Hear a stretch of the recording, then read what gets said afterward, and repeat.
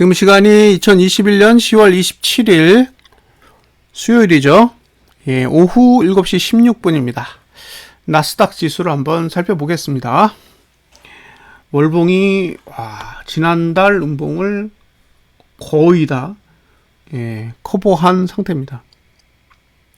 이건 뭐 보고도 믿기지 않죠. 자, 연봉의 상단선의 위치가 15,363입니다. 15,363. 어제 거기까지 갔었어요. 그래서 거기 맞고 다시 내려온 거예요. 그러니까 월봉은 안 떨어지려고 그러고 연봉은 15,363을 내어주기 싫고, 그러니까 월봉은 거기까지 올라가고 연봉은 거기까지 올라오면 찍어 누르고 딱 그러고 있습니다. 아직 지난달 고가 안 넘었어요. 지난달 고가는 15,403이고요. 현재 고가는 15,384입니다. 어쨌든 15,363은 매도의 기준선이 됩니다. 이제 이번 달이 오늘이 수요일이니까 수목금 3거래일이 남았어요.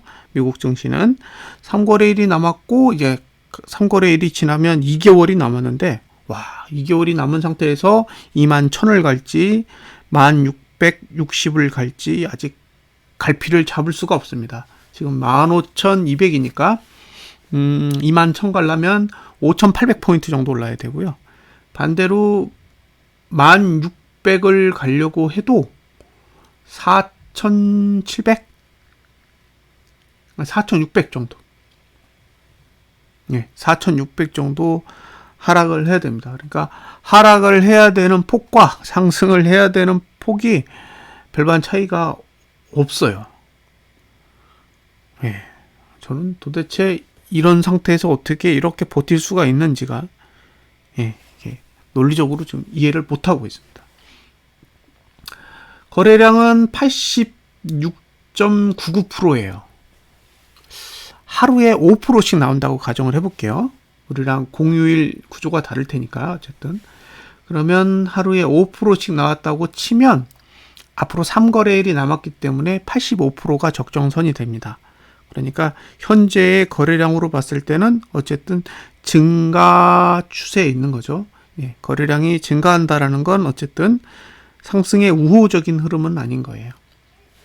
지금까지 양봉을 그릴 때 보면 거래량을 81%, 99.24%, 그죠? 요것만 121%인데 줄이는 방식으로 많이 움직였는데 이번 달은 잘하면 거래량이 늘 수도 있겠다라는 생각이 듭니다. 어쨌든 월봉은 지금 상단선 위에 올라와 있습니다.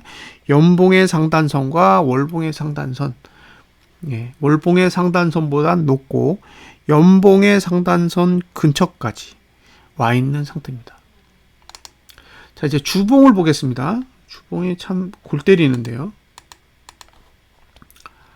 이틀 지났죠? 화요일 54.71%. 그러니까 이번 주 거래량이 늘고 있는 거예요. 수목금인데 지금 이틀 만에 절반이 넘게 나왔다라는 거는 주봉 거래량이 상당히 많이 나오고 있다라고 보시면 되고요. 자, 하단선의 위치는 밑에 있어요. 이게 아마 시가로 적용하면 더 밑에 있을 겁니다.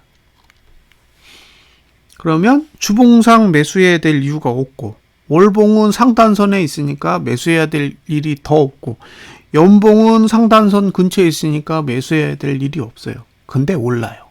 그러니까 이게 참 딜레마인 거예요.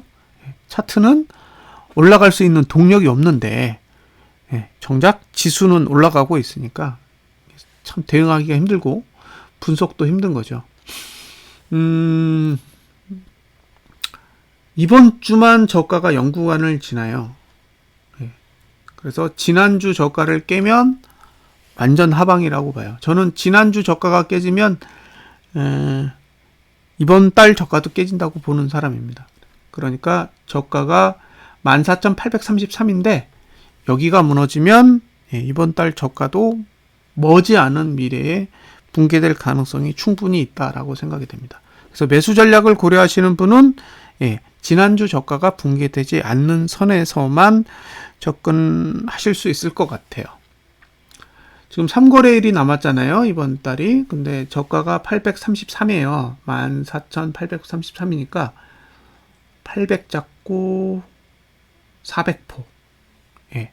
그러니까 400포인트 정도의 버퍼가 있는 거죠. 예. 그 이상 하락이 오지 않으면 어쨌든 상승에 유리한 국면이고요.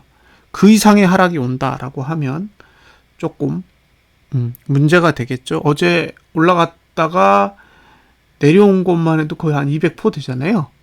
예, 200포인트 정도 되는데 400포면 어제 같은 흐름이 이틀만 나오면 된다는 소리거든요. 어쨌든 주의해서 보십시오. 월봉에는 매수 전략을 사용할 수가 없어요. 그러니까 월봉, 주봉, 연봉 다 매수 가격이 없습니다. 오를 수는 있지만 매수해야 될 포인트는 없다라는 게 문제가 되겠죠. 자, 일봉을 보시면 딱 어제까지가 상승 구간이에요. 와, 이게 알토란 같이 시간을 다 채웠습니다. 그러니까 여기서부터 상승 시간이 시작되는데 실질적으로 상승을 한 건 이날이에요. 이날 처음 상승이 나왔죠. 10월 13일 날 처음 상승이 나오고 나서 예, 쭉 여기 이제 하락 시간대가 있는데 이 하락 시간대에 안 무너졌어요. 잘 보시면 안 무너졌습니다. 여기 보시면 1구간에 고가 높이고 저가 높이고 종가 다 높였잖아요. 1, 2, 3. 여기는 문제없이 살포시 넘어갔고요. 여기는 붕괴해봐야 소용이 없는 거예요. 여기는 0구간이니까. 그리고 이제 어제까지 0구간을 다 썼어요. 오늘부터는 1구간에 들어갑니다. 그러니까 고가를 낮추거나 저가를 깨거나 그러면 이제 본격적으로 하락이 시작되는 거죠. 근데 신기하게 어제 음봉을 딱 내고 마감을 했다는 거죠. 연장을 할 거면 양봉을 내고 저가 고가를 높이면서 1구간에서도 더 올라가도 되는데 0구간이 딱 끝나는 시점에 음봉을 딱 그리고 마감을 했으니까 만약에 오늘 전봉 저가를 붕괴하는 흐름이 나온다면 일봉상 이제 하락이 시작되는 그런 상황이라고 볼 수 있는 거죠. 그러면 오늘부터 하락이 시작돼서 주봉이 끝나는 금요일까지 3거래일, 월봉도 3거래일이죠. 3거래일 동안 하락 시간대를 지나가게 될 텐데 그 시간 동안 얼마나 내릴 거냐, 그건 지켜봐야겠죠. 일단 오늘 어제의 저가를 깨느냐가 1차적인 관건이라고 볼 수 있습니다. 차트를 한번 시뮬해 볼까요?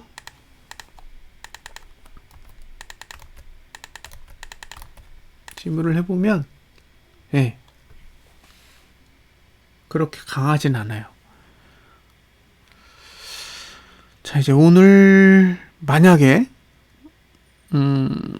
어제의 저가를 붕괴하는 흐름이 나오게 된다면 주봉은 하단선이 지난주 저가 부근이거나 그 아래에 있었을 거예요. 그러니까 조금 더 하락에 유리한 흐름이 나올 가능성이 높습니다.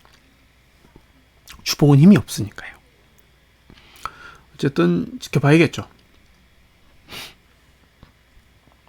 월말까지 지켜보는 수밖에 없습니다. 월말까지. 오늘 거래량이 는다면 더더욱 하락에 유리한 흐름이 될 가능성이 높습니다. 지금 거래량 투자 심도가 상당히 높은 위치에 있는데 여기서 더 올라가면 이 위치는 지금 낮은 위치가 아니에요. 70이잖아요. 거래량 투자 심도가 70까지 올라가는 거는 쉽게 볼 수 있는 그런 광경이 아니기 때문에 만약에 지금 상태에서 거래량이 더 는다 그러면 나름 위험한 상황이 올 수도 있습니다.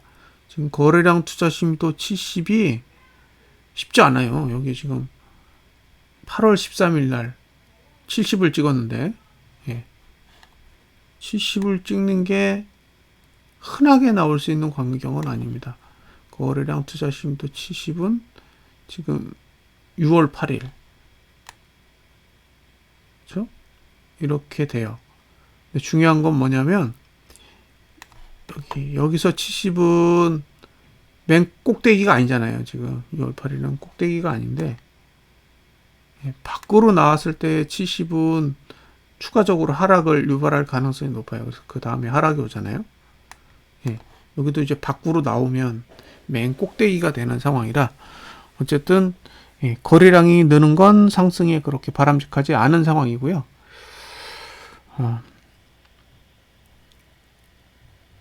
전봉의 저가를 깨느냐. 일봉이 전봉의 저가를 깨면 일단 매수 전략은 보수적으로 접근을 해야 되는 그런 상황이라고 보고요. 월봉상 도대체 어디다가 종가를 둘 거냐. 그게 남은 3일 동안에 유심히 관찰해 봐야 될 포인트라고 봅니다. 정말 대단한 상승세예요. 도대체 언제 21,000과 1,660선 중에 하나를 선택해서 갈 건지 참 알 수가 없습니다. 자, 이상으로 나스닥에 대한 분석 마치겠습니다. 감사합니다.